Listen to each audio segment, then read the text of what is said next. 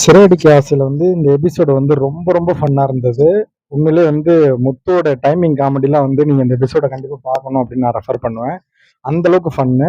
இப்ப பார்க்குற சீன் நீத்து உங்களுக்கே தெரியும். கால் பண்ணி நம்ம மேடம் கால் பண்ணி இந்த ட்ரெஸ் இந்த மாதிரி வந்துருச்சு அப்படின்ட்டு கொஞ்சம் வேற மாதிரி பேசுவாங்க இல்லையா? கோவம் வந்தாலும் காமிச்சிக்காம கேர்ள்ஸ்க்கே உண்டான ஸ்டைல்ல அப்படி பேசியிருப்பாங்க. அவர் சட்டை எதுவும் அங்க வந்திருக்கா அப்படின்ற மாதிரி கேட்டு கொஞ்சம் ஃபன்னா போடுற லைட்டா சண்டை போடாம போடுற மாதிரி இருக்கும் இல்லையா? அந்த இது போயிருக்கும். இது வழக்கம் போல கல்யாணி பேய் உருவத்துல என்ன பண்ணுவே தெரியாது. சரியா? நீ கிறிஸ்துவ உன்னிமேல் உன்னை அப்பான்னு தான் கூப்பிடாரு அப்படின்னு சொல்லிட்டு பேசுறது, வழக்கம் போல மயக்கம் போட்டு விழுறது, அந்த மாதிரி கொஞ்சம் ஃபன்னா அவரை ஏமாத்திக்கிட்டு இருக்காங்க. மனோஜ் சிக்கி தவிக்கிற மாதிரி போகுது. அந்நேரம் போய் பட்டைய கிட்டையே போட்டுட்டு சாமி பயபக்தியா இருக்கிற மாதிரி அந்த மாதிரிலாம் போகும். கொஞ்சம் ஃபன்னா இருக்கும். அதுக்கப்புறம் தான் ரியல் ஃபன்னே வரப்போகுது. அது என்னன்னா, சாப்பிடும்போது கூப்பிட்டோன்னே யார் கூப்பிட சொன்னா அப்படின்னோடனே இப்ப சொல்லாம சொல்லியிருப்பாரு. என்னன்னா, அது ரோகிணி சொல்லல, அது வேற ஒண்ணு அப்படின்ட்டு. உடனே இதை பார்த்துட்டு மீனா கண்டுபிடிச்சிருவாங்க. இந்த சீன்ல ரொம்ப ஸ்பெஷல் என்ன அப்படின்னா, எல்லாரும் டைமிங்க்கு ஒவ்வொன்று பேசுறதுக்கு கொடுக்குற ரியாக்ஷன் ஒரு பெர்ஃபெக்டான மூவி ஃபீல் வரும். அந்த அளவுக்கு நல்லா இருக்கும். அது இன்ச் இன்ச்சா நீங்க உன்னிப்பா கவனிச்சுன்னா தெரியும். அந்த ஒரு 20 நிமிஷம் எபிசோட்ல அதை ரொம்ப நுணுக்கமா எடுத்திருப்பாங்க.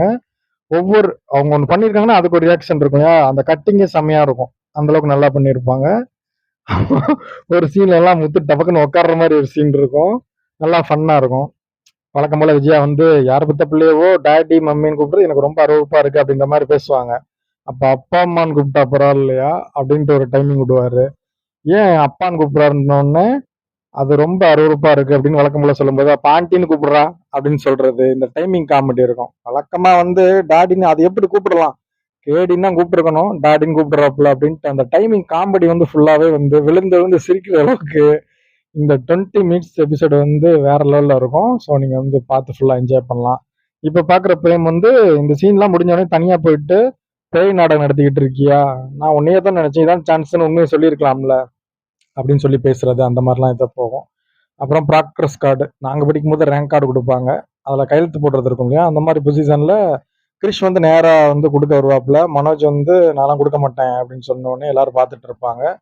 அப்ப கோவப்பட்டுக்கிட்டு விஜயா அதை வாங்கி தூர போடுற மாதிரி ஒரு சில சீன்ஸ் எல்லாம் போகும். இது அடுத்தடுத்து வரக்கூடிய எபிசோட்ல இருக்கக்கூடியது. அப்போ வழக்கம் போல ரூம்குள்ள போனோடனே வழக்கம் போல பேய் ரோஹிணி கல்யாணியா மாறி பேயா மாறி நாடகத்தை போட ஆரம்பிச்சிடுறாங்க. உடனே அவர் உள்ள போயிட்டு பயந்து கையெழுத்தை போட்டு விட்டுருவோம் அப்படின்ட்டு கையெழுத்து போடுற மாதிரி இந்த போர்ஷன்ஸ் ஃபுல்லாவே நாளைக்கு போகும். பட் இன்னைக்கு இந்த அப்பான்னு கூப்பிட்டு எனக்கு தானே கூப்பிடுறான், ஒன்றும் பிரச்சனை இல்லை அப்படின்னு சொல்லிட்டு உட்காந்தோடனே அந்த இடத்துல உள்ள கான்வர்சேஷன் எல்லாமே சூப்பரா இருந்தது. ரொம்ப ரசிக்கும்படியா இருந்தது. எப்படின்னா ஒரு கட்டத்துல கூப்பிட்டோடனே அவன் இங்க பார்த்து கூப்பிட்டான், அப்ப முத்து அங்கதானே இருக்கான் அப்படின்னு சொல்லுவாங்க. அப்ப அங்க பார்த்து கூப்பிட்டாங்களான்ட்டு அப்படியே அது கொஞ்சம் அந்த சீன் கடந்து போற இடமே கொஞ்சம் நல்லா காமெடியா இருந்தது. அப்ப படக்குன்னு சுருதி ஹஸ்பண்ட பாக்குற மாதிரி என்ன எதுக்கு பாக்குற, நாளா இல்ல அப்படின்னு சொல்லிட்டு அவர் பதட்டமாகிறது. அதுக்கு பிறகு சுருதி சொல்லுவாங்க, முத்து அங்க பார்த்து இருக்கிறாரு, ஆனா கிரிஷ் இங்க பார்த்துல கூப்பிட்டான் அப்படின்னு சொல்லி கூப்பிடுறது. அந்த மாதிரி அந்த குட்டி குட்டியா அந்த சீன் நகர்ந்து போற விதம் இருக்கும் இல்லையா? அது ரொம்ப நல்லா இருக்கும். இந்த எபிசோடு இப்போ ரிவ்யூ மட்டும் சிலர் பார்த்துக்கிட்டு இருக்கவங்க இந்த எபிசோடு ஃபுல்லாவே கண்டிப்பா பாருங்க அப்படின்னு தான் சொல்லுவேன். ஏன் அப்படின்னா அந்த கதை நகர்ற விதம் உங்களுக்கு ஒரு ஃபீல் குட்டான ஒரு இது இருக்கும். கண்டினியூவா டைமிங் காமெடி, சிரிக்கிறது, ஃபன்னு எல்லாமே இருக்கும். அதனால முன்னாடி கொஞ்சம் டொக்கா போய்கிட்டு இருந்துச்சு இடப்பட்ட நேரத்துல. இப்ப கொஞ்சம் சுவாரஸ்யப்படுத்திருக்கிறாங்க. அப்புறம் ஒரு பக்கம் ஓரமா முத்து பணம் எண்ணிக்கிட்டு இருப்பாரு. நான் குடிசையே போட்டாலும் கவலைப்பட மாட்டேன், மாடியில வீடு கட்டுறதுக்கு அவங்க பிளான் போடுறாங்களே அதுல கேட்டா போறது அப்படின்ட்டு குட்டி குட்டி சீன்ஸ் போனாலும் இந்த ஓவரால் இதுல மெயின் இப்ப கிறிஸ்ட வச்சு தான் நகர்ந்து போகுது. அதனால நமக்கு பாக்குறவங்களுக்கு ரொம்ப நல்லா இருக்கும். இப்ப 20 நிமிஷத்தை நான் சுருக்கி சொல்றேன். கொஞ்சம் கொஞ்சம் தான் என்னாலேயே கவர் பண்ண முடியும்.